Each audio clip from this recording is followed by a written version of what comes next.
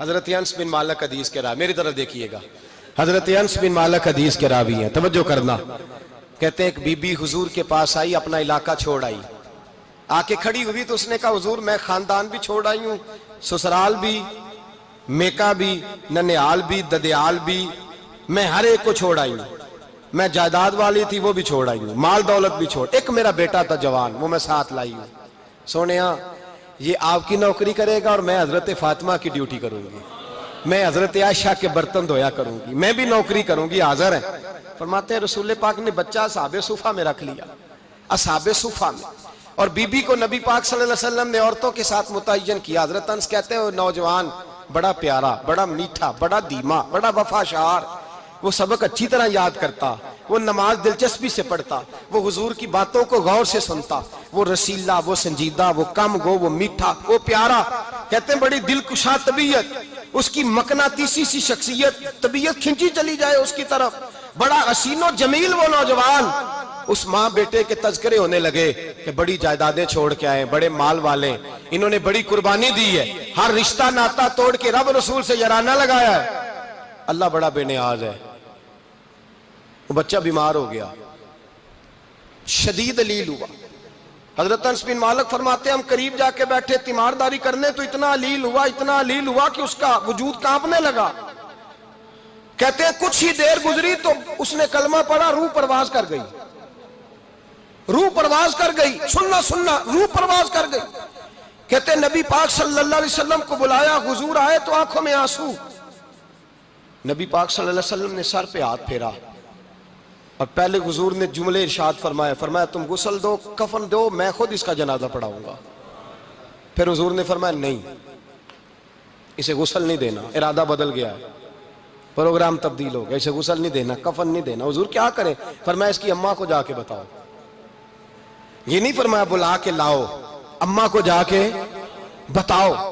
حضرت انس کہتے ہیں میں نے کوئی نرالا سے رنگ دیکھا، کوئی منفرد سا انداز دیکھا، ہمیں بھیج دیا اماں کو بلاؤ، اور خود نبی پاک اس کمرے سے نکل گئے اور حضور کے آنسو بھی یکدم خشک ہو گئے، مزاج بدل گیا، پریشانی بدل، اماں کو بلاؤ اس کی۔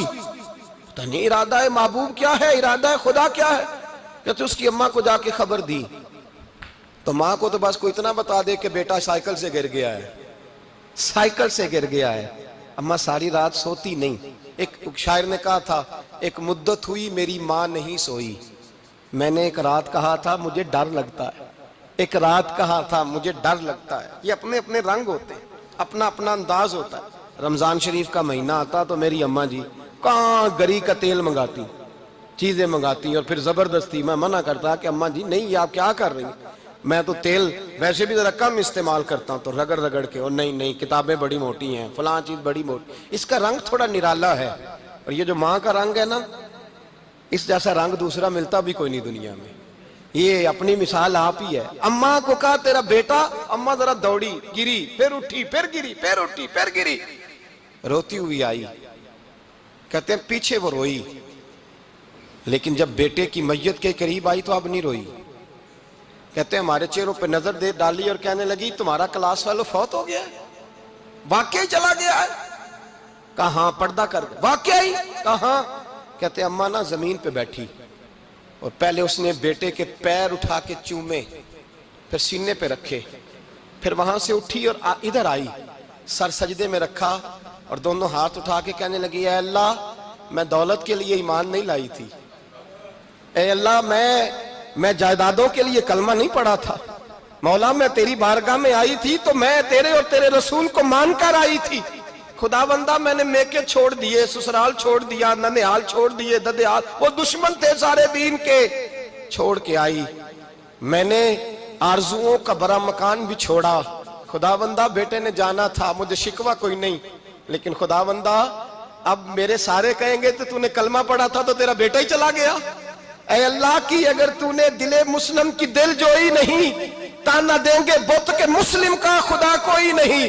اے اللہ میرا یقین کہتا ہے کہ اگر تو مارنے پہ قادر ہے تو زندگی دینے پہ بھی قادر ہے۔ خدا بندہ کافروں کو راضی نہ کر، وہ خوش ہو جائیں گے، وہ مجھ پہ تانے کسیں گے، پھپتیاں کسیں گے۔ اے عرش کے مالک رحمت کا دروازہ کھول، میں تیرے نبی کی بارگاہ ناز میں رہتی ہوں، نظر فرما۔ حضرت انس بن مالک فرماتے ہیں ایمان، یقین اور استقامت کے ساتھ اس بوڑھے نے جب دعا مانگی تو ہم نے مسجد نبوی کے صحن میں عجیب نظارہ دیکھا۔ ایک ماں نے دعا مانگی تو بیٹا اٹھ کے بیٹھ گیا، کہتے ہیں بیٹا اٹھ کے بیٹھ گیا، کلمہ پڑھ تو وہ اٹھ کے بیٹھا، ماں نے سینے سے لگایا اور ماں اور بیٹا نعرے لگانے لگے، لوگوں سنو، قرآن بھی سچا، اسلام بھی سچا، اللہ بھی سچا، یہ مسجد نبی سچوں کا گھر، اور سب سے بڑھ کے اللہ کا رسول سچا، اللہ کے رسول سچے، محبوب سچے، مسجد میں رہنے والوں میں سب سے بڑھ کر سچے، رسول کائنات صلی اللہ علیہ وسلم کا دین سچا۔